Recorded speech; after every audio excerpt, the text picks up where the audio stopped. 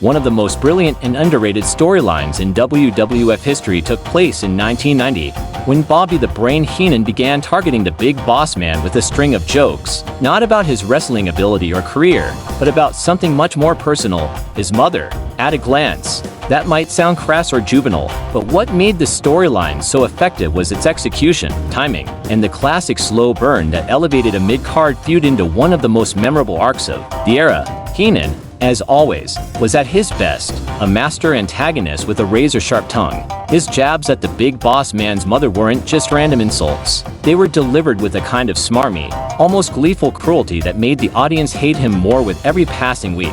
Whether he was calling her a few French fries short of a Happy Meal or questioning her morals, Heenan didn't just throw out the typical wrestling trash talk, he personalized it. He made it petty, funny, and mean, and it worked. What made this feud really click was the way they let it simmer. At first, Bossman was just insulted. Then he grew more and more angry as the weeks rolled on. The WWF even had Heenan's associates, members of the Heenan family like Rick Rude, Haku, and eventually Mr. Perfect, take shots at Bossman, prolonging the feud and giving him obstacles to fight through. It wasn't just about one guy getting revenge for a joke.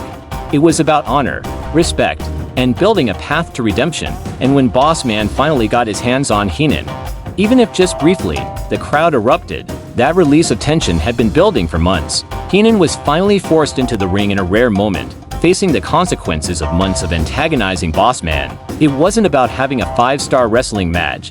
It was about the payoff, the comeuppance, the moment fans had been waiting for. All of this led to WrestleMania 7, where the Big Boss Man challenged Mr. Perfect for the Intercontinental Championship. Even though Heenan himself wasn't in the ring, his presence loomed large. He had insulted Boss Man's family, his pride, and his character, and now Boss Man had a shot at taking something back, the Intercontinental title.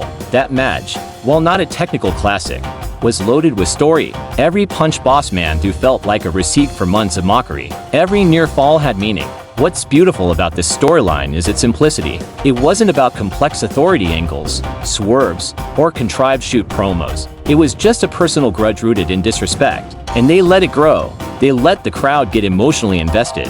Today's wrestling often moves too fast. Feuds start and finish within a few weeks, and rarely do you see a manager or commentator serve as the emotional core of a storyline like Heenan did here. That's what's missing from modern pro wrestling: the slow build, the long-form storytelling, the focus on character and pride over hashtags and quick pops. The Heenan, Boss Man saga was proof that sometimes, all you need is a loudmouth heel, a righteous babyface, and a reason to care.